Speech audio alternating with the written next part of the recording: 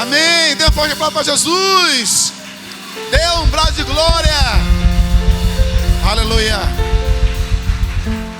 Vamos convidar aqui nosso irmão Sérgio. Ele vai ser um canal de Deus para abençoar nossa vida nessa noite. Amém. Quem recebe Sérgio, diga amém. Diga, irmão Sérgio. Diga assim, irmão Sérgio. Deus vai te usar muito essa noite. Em nome de Jesus. Shalom, shalom.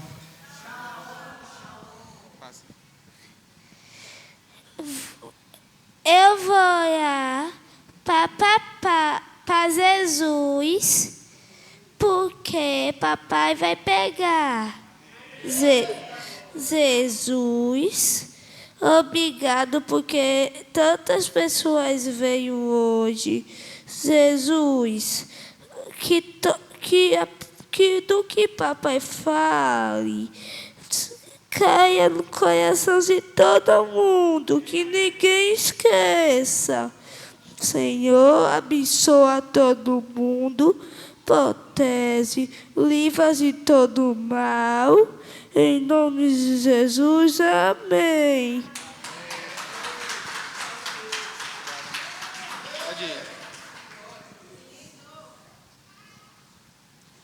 Shalom, amados.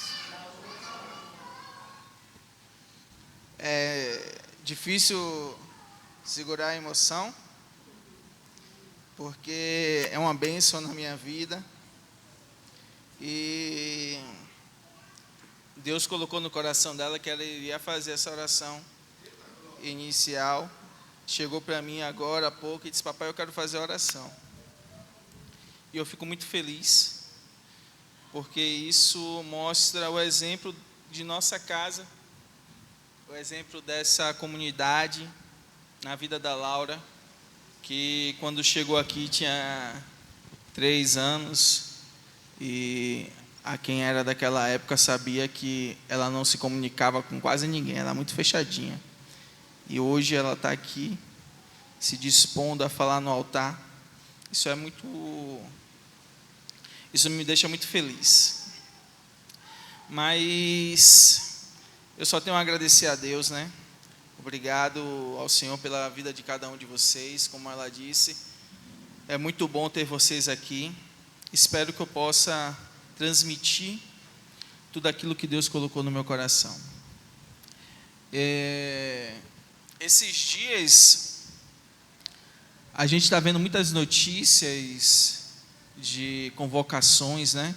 Convocação das seleções para os amistosos, convocação para a guerra em outros países, e rolando até burburinhos de convocação de nós brasileiros, caso os Estados Unidos tente entrar em guerra com o Brasil. E essa palavra convocação, ela tem uma força, ela tem um peso que muitas das vezes a gente não tem noção. Ela tem quase que o mesmo significado de chamado.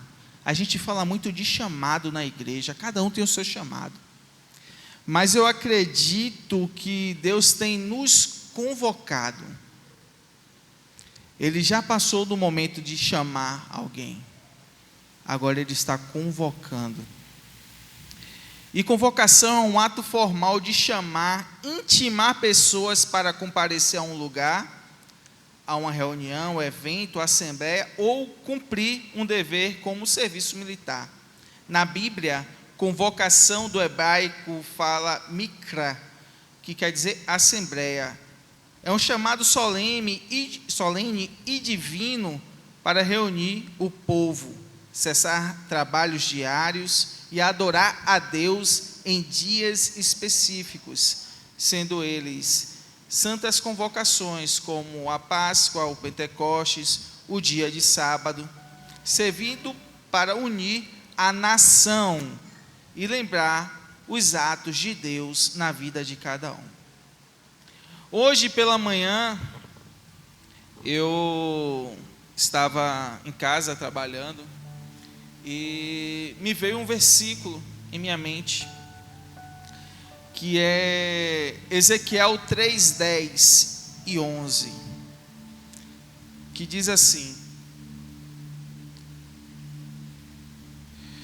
disse-me mais: filho do homem, recebe no teu coração todas as minhas palavras que hei de te dizer, e ouve-as com os teus ouvidos.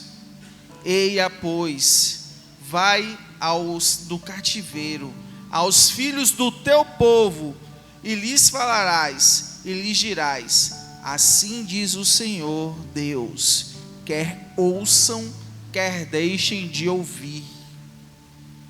Essa palavra, quando eu a li, eu entendi algo que a gente precisa fazer todos os dias. A gente precisa ir ao cativeiro, não só o cativeiro, mas todas as pessoas lá fora e aqui dentro, e falar de Deus, falar a palavra de Deus, quer elas queiram ouvir ou que elas não queiram. É imperativo, você tem que falar da palavra de Deus. Nós estamos presenciando notícias de guerra, como ameaças, até contra a nossa nação. Vemos o amor de muitos se esfriarem, desviarem da presença de Deus e mergulharem na prostituição, na bebedice, na imoralidade. Pessoas que já estiveram aqui conosco, sentadas ao nosso redor, ao nosso lado, tiveram comunhão conosco em nossas células e hoje se apartaram da presença do Pai. Hoje estão lá fora, bebendo, sentando-se à mesa de escarnecedores, falando mal de outras pessoas e coisas piores que eu não vou falar aqui. Mas por que isso tem acontecendo? Isso vem me inconformando, vem me chamando a atenção, isso me incomoda. Essa inconformação, ela tem que ser natural da gente, porque nós como cristãos, nós somos inconformados pelo sistema do mundo. E essa inconformação, esse incômodo deve servir como gasolina, deve servir como combustível para que você vá e pregue a palavra de Deus, para que você vá e lance uma palavra de vida. Constantemente o Senhor tem me convocado para buscar mais a presença, e não vou mentir a vocês, nesses últimos tempos tem sido muito difíceis. É muito difícil parar um momento para poder ler a palavra, para entoar louvores ao Senhor, porque nós estamos tão mergulhados no sistema desse mundo, que Ele está conseguindo nos separar disso. É trabalho. Na semana passada, eu tive uma reunião no trabalho, onde 2 pessoas foram demitidas da minha equipe. Eu quase fui. E quando 2 pessoas saem, aqueles que ficam, eles têm que produzir por elas. E nessa última semana eu percebi que foi mais difícil parar um momento para poder ler a palavra, para louvar, para ouvir a voz de Deus. E isso me incomodou. E hoje, quando o pastor falou comigo para poder ministrar essa noite, eu disse a ele: eu tenho uns apontamentos aqui, vou tentar montar uma palavra. Eu vou dizer uma coisa a vocês: coloque Deus na frente de todas as outras coisas. Eu simplesmente parei o que eu estava fazendo do meu trabalho e separei aquele momento para Deus. Não só por desobediência, não quero ser desobediente, mas porque eu já tenho horas a mais no trabalho. Eu separei esse momento para poder dar liberdade ao Espírito Santo para falar comigo, para que eu pudesse chegar nessa noite aqui com todo o temor de Deus e falar para vocês. Amados, o Senhor tem nos chamado, nos convocado a fazer o que é mais básico, a base da nossa fé. Eu vou trazer aqui alguns pontos que pode ser até repetitivo, vocês ouvirem eu falar aqui, ou verem outros pregadores pregando, mas deixa eu dizer uma coisa a vocês. Se nós estamos aqui falando sempre dessas coisas, é porque Deus quer que a gente fale dessas coisas. Não é para ser repetitivo, é porque a nação ainda não está fazendo aquilo que Ele quer. Nós precisamos mergulhar mais na presença. Nós precisamos entoar louvores, buscar a Deus de coração. Nós não devemos ser crentes somente por status. A gente tem que viver Cristo em nossas vidas. O primeiro ponto que eu vou chamar a atenção de vocês, e a minha atenção principalmente, é o arrependimento. Ele é a base de tudo. Amados, sem arrependimento não há salvação. Estamos levando uma vida em que nós pedimos perdão a Deus todos os dias pelos nossos erros, mas no outro dia a gente repete os mesmos atos. Isso não é arrependimento, isso é remorso. E a gente usa a carta mágica de que eu sou salvo porque Jesus me salvou e Ele vai me perdoar, mas você precisa agir também. Você deve fazer como Davi, que mesmo errando sempre, ele se colocava aos pés de Deus e dizia: Senhor, eu sou o pior dos homens, eu errei perante Ti, me perdoe. Não olhe o meu pecado, mas o meu coração arrependido para Ti. Esse era o maior segredo de Davi. Devemos ter um arrependimento genuíno, porque há em nós algo que é tão puro, santo, e Ele não habita nesse lugar de incredulidade, Ele não habita nesse lugar de imundícia, que é o Espírito Santo. O nome dele já diz, Ele é santo. E muitas das vezes ainda estamos no pecado da imoralidade, mesmo aqui dentro da igreja. Estamos levando a nossa vida achando que as nossas ações não vão repercutir na eternidade. Nós sentamos todos os dias de culto, alguns às vezes prestam atenção, outros acabam pensando na conta que vai vencer no outro dia, outros estão com o celular olhando o que não pode estar olhando na igreja, mas o culto, a pessoa específica que você veio aqui, que você deveria vir aqui procurar, a gente não procura. E não é só aqui na Jerezim, não. É na igreja em geral. Se a gente for, eu não quero citar denominações, mas se a gente for para outra igreja, que a gente até conhece, você vai ver muito bem lá no meio do louvor, uma pessoa com o celular na mão, o louvor, aquela bênção, a presença de Deus, ele está preocupado em gravar a outra pessoa. Não há mal nisso não, só que o foco dele não é o Espírito Santo, não é Jesus, não é o louvor a Deus, é gravar quem está louvando, é mais um show que ele está assistindo. E isso, não vou mentir a vocês, isso me incomoda, porque a gente precisa adorar a Deus de todo o coração. Como eu já ministrei aqui uma vez, a adoração, ela faz parte do nome de Yahvé. É você entoar cantores a Ele, canções a Ele.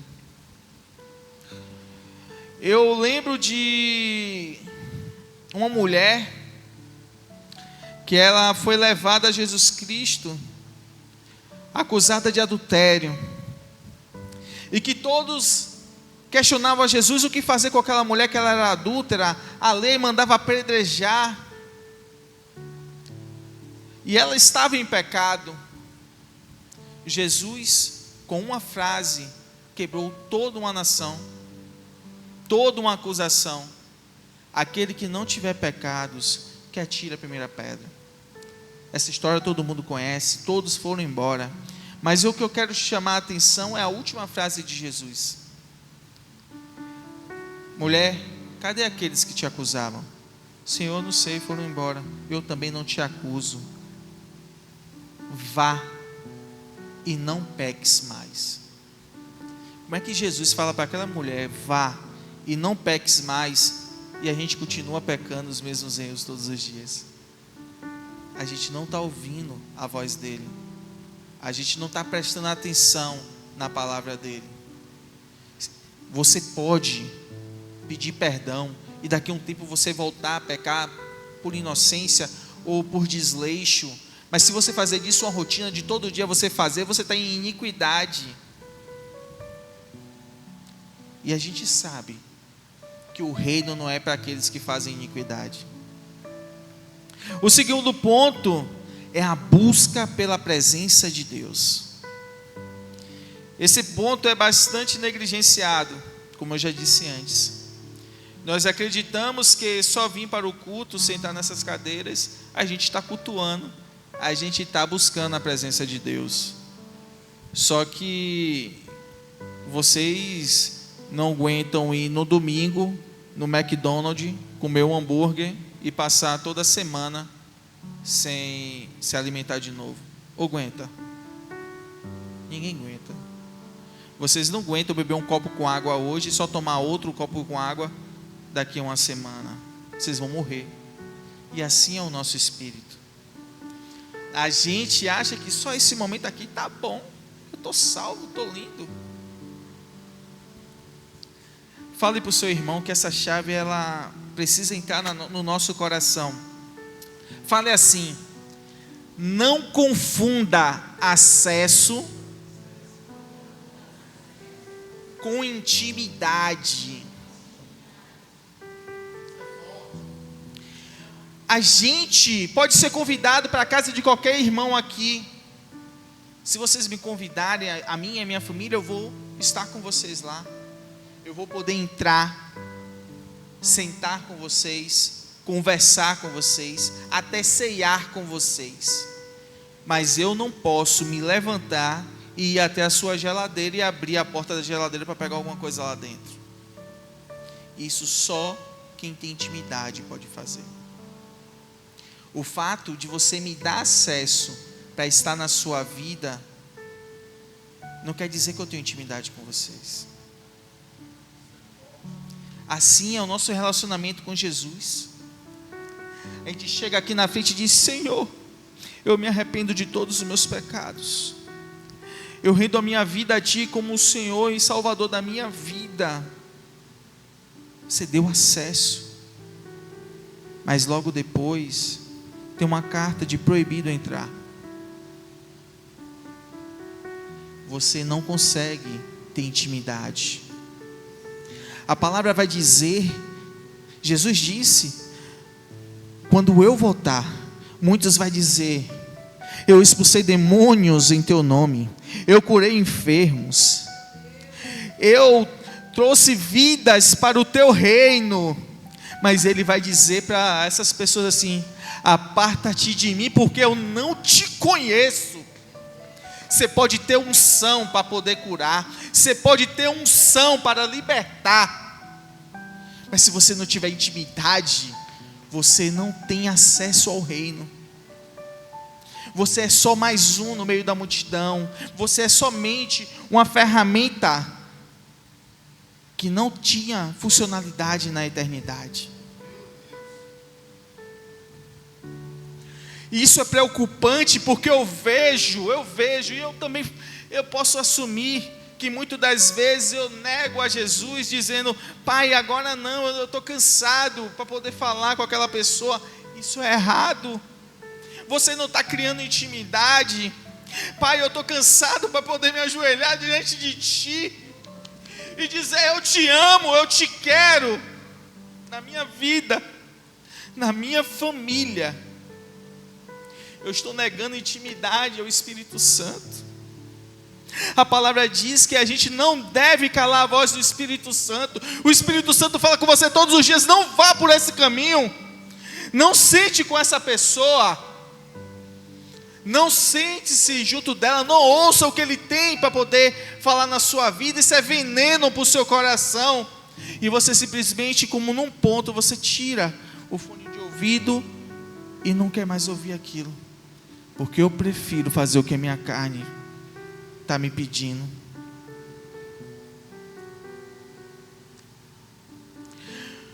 O Espírito Santo, ele quer acesso total à sua vida. Ele quer te curar, ele quer te moldar, te apresentar a palavra de Deus. Ele quer trazer a você a revelação da eternidade todos os dias. O Espírito Santo é o amigo que está preparando a noiva para quando o noivo voltar, ter festa. E muitos estão negando acesso ao amigo do noivo. Imagine ao noivo. O terceiro ponto que também fala através disso é a renúncia. Quando construímos uma vida de intimidade, ela vai nos pedir a renunciar a certas coisas, hábitos, amizades e ambientes. Lucas 9, 23 a 26 vai dizer assim, ó: e dizia a todos eles: se algum homem quiser vir após de mim, negue-se a si mesmo, e diariamente tome a sua cruz e siga-me, porque aquele que quiser salvar a sua vida, perdê-la-á, mas quem perder a sua vida por minha causa, este salvá-la-á. Pois que vantagem tem o homem em ganhar o mundo inteiro, se ele se perder ou se destrói a si mesmo? Porquanto qualquer que se envergonhar de mim e das minhas palavras, dele se envergonhará o Filho do Homem, quando ele vier em sua própria glória e na de seu Pai e dos santos anjos. Esse texto maravilhoso nos traz uma chave importante. Muitos que pela cruz de Cristo acreditam que já estão salvos, fazem o que bem quer. Mas a verdade é que cada um de nós devemos carregar a nossa cruz todos os dias, renunciando à nossa carne para viver a vida de Cristo. Nós temos que entender que não é a nossa cruz que nos salva, ela só é a chave de acesso. A cruz que tu carrega é chave de acesso para a eternidade. A porta está lá, você já foi convidado, mas se você não tiver esse pequeno requisito, que é grande nas nossas vidas, você não terá acesso. Devemos renunciar à nossa vontade para poder viver a vontade de Deus. O quarto ponto é a consagração. Josué 3,5 vai dizer: santificai-vos, porque amanhã fará o Senhor maravilhas no meio de nós. Posso ouvir um aleluia? Um glória a Deus por essa palavra. Isso é promessa do Senhor na sua vida. Santifique-se todos os dias, que o outro dia Deus fará maravilhas na sua vida. Ele te livrará do mal, Ele te livrará da violência, Ele trará as bênçãos do céu para a tua vida.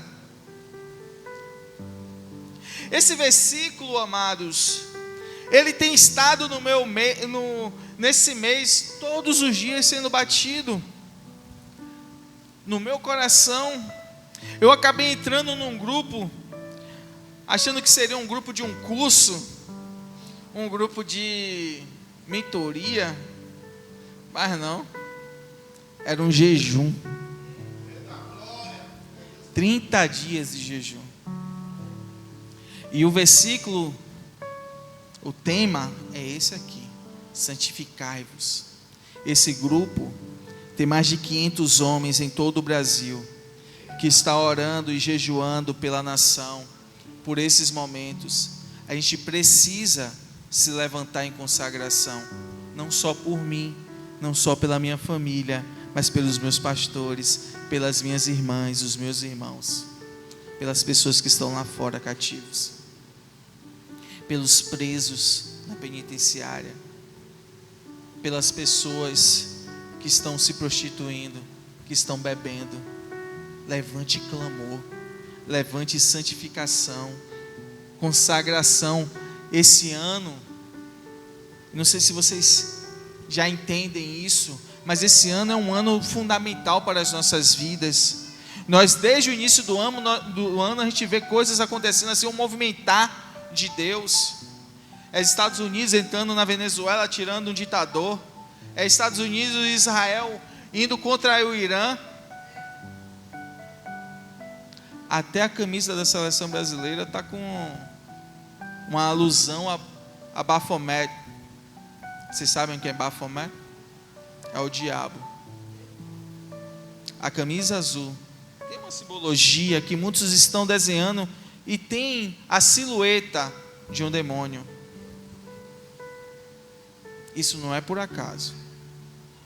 Vocês podem até me achar religioso demais, mas eu sou conservador. Eu sou cristão. E isso me incomoda, e eu tenho que saber, eu tenho que estar atento a tudo. A minha família precisa que eu, como sacerdote do lar, como provedor, como rei da casa, esteja atento a isso.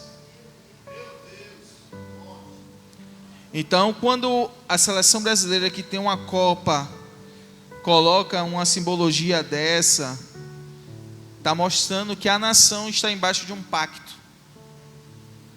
Porque o que é que move mais o povo brasileiro? É a seleção, é a idolatria, como a pastora falou aqui. Então, muitos podem dizer, isso é maluquice dele. Os pequenos sinais que vêm se apresentando, depois da Copa, vem a eleição.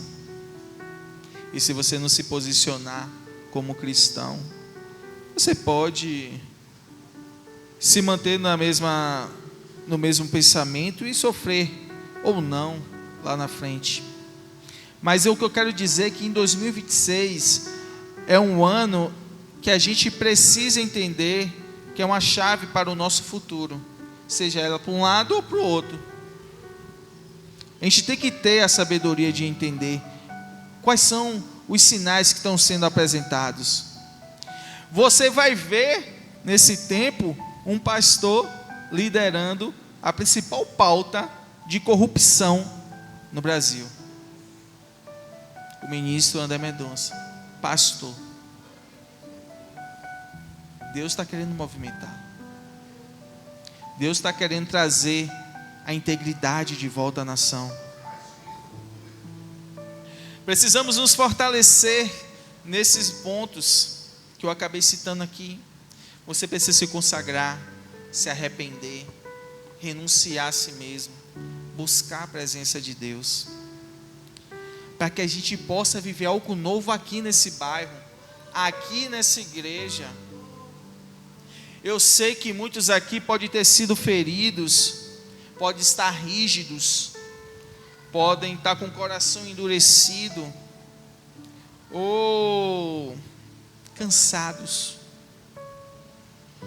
porque o trabalho, ele cansa a gente, as lutas do dia a dia cansam a gente.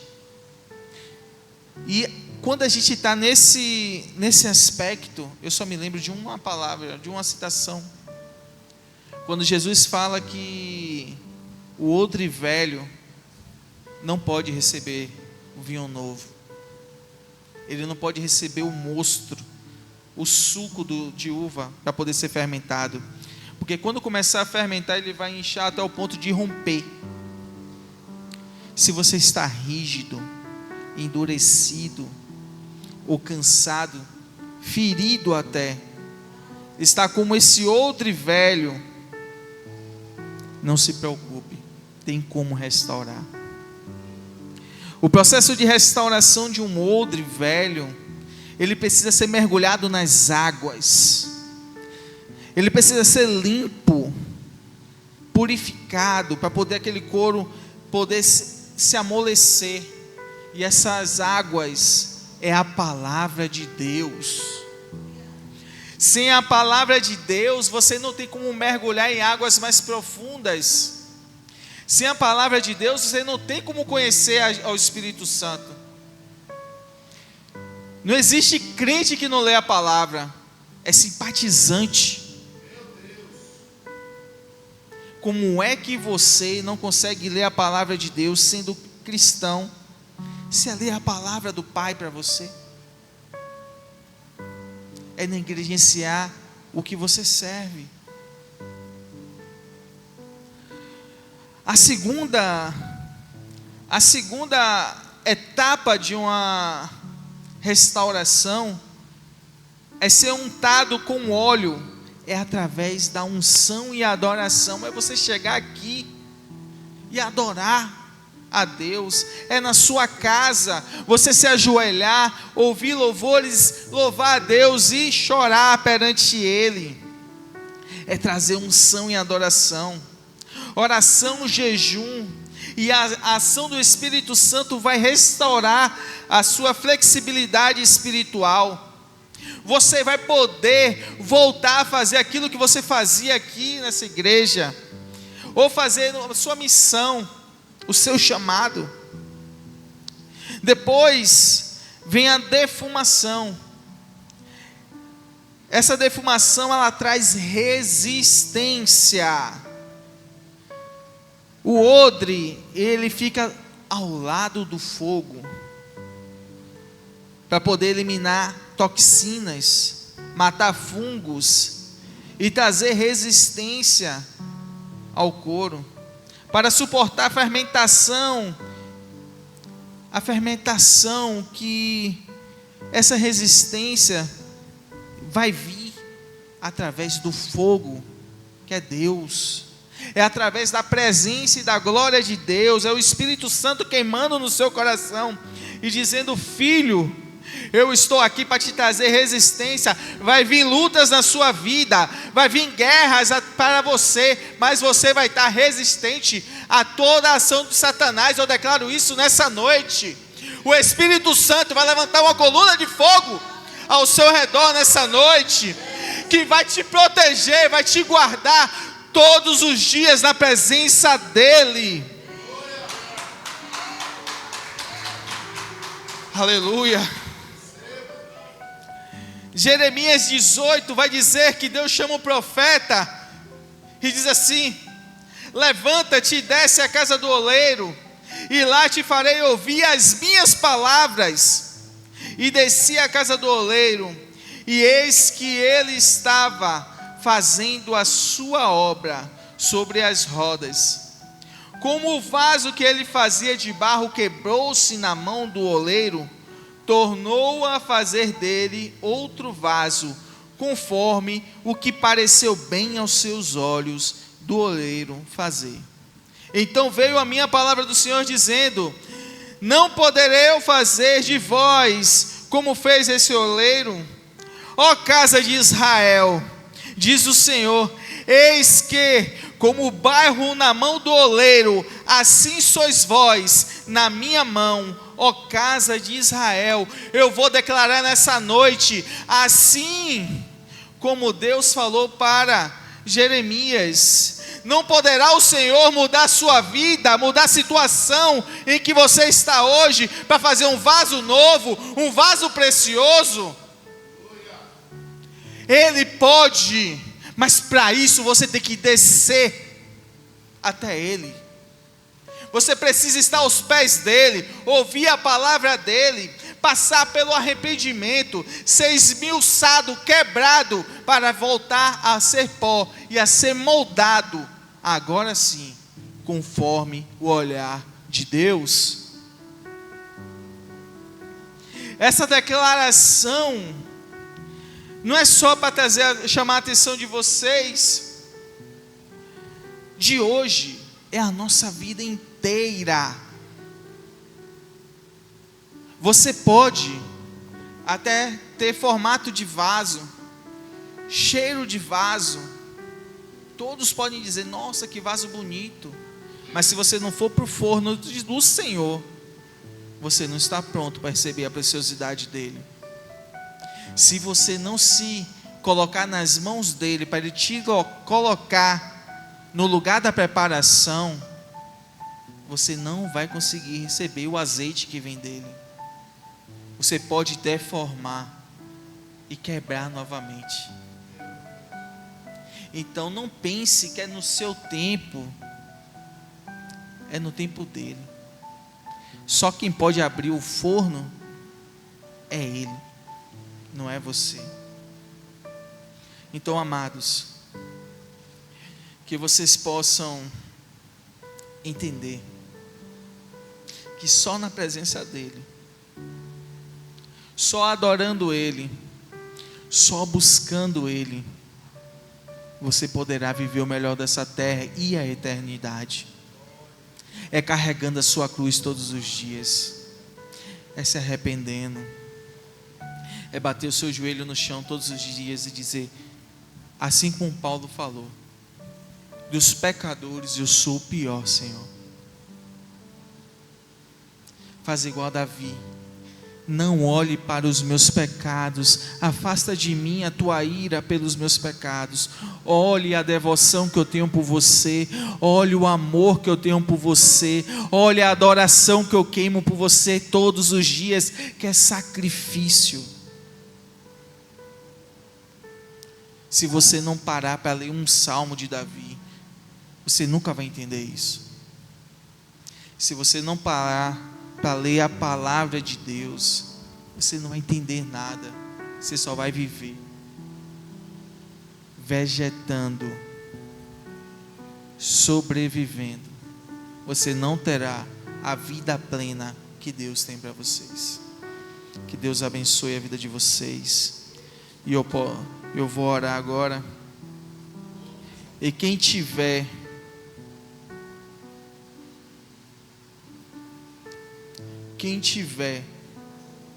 o desejo de se voltar, de descer à casa do oleiro, sinta-se à vontade. Eu não vou determinar que você venha até aqui ou que você se ajoelhe. O Espírito Santo vai ministrar na sua vida. Eu só te digo uma coisa: movimente-se nessa noite profética.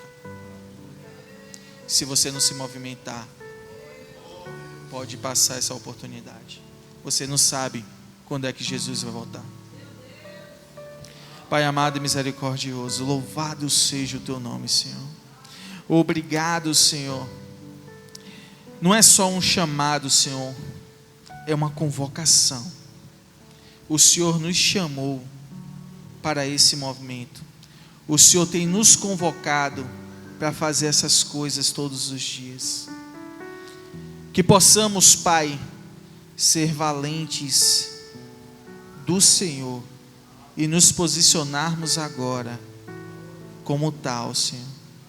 Aceitamos, Senhor, essa convocação e que possamos viver o Evangelho verdadeiramente. Que possamos, Senhor, nos arrepender, Senhor, verdadeiramente, buscar a Tua presença, renunciar aos prazeres dessa vida. Que possamos, Senhor, voltar aos pés do Senhor, para que o Senhor, como oleiro de nossas vidas, faça vaso precioso nas Tuas mãos, Senhor.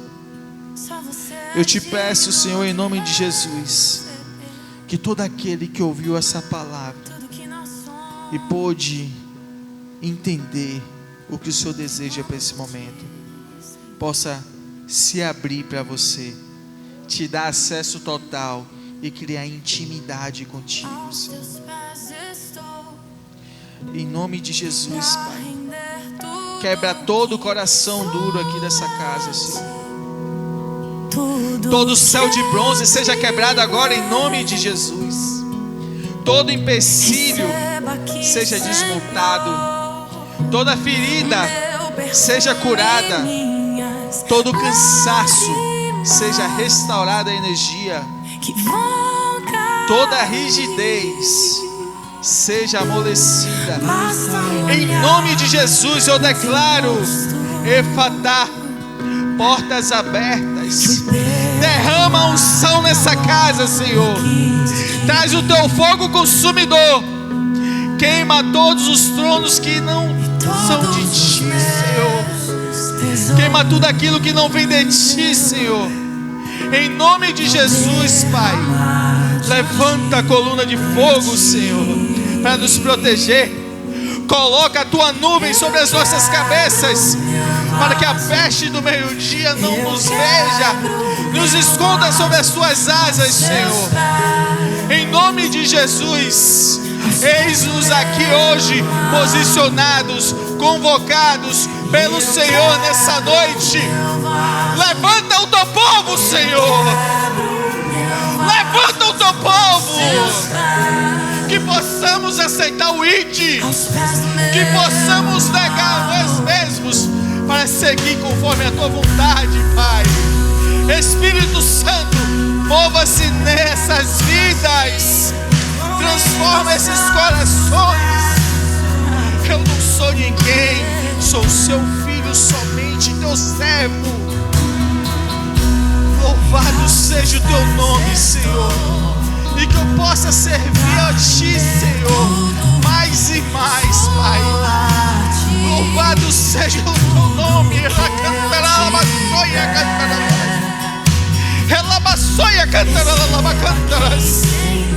Eis-nos aqui, Senhor, como teus filhos, como vasos, Pai, esperando para que o Senhor nos pegue e nos coloque, Senhor, na tua presença.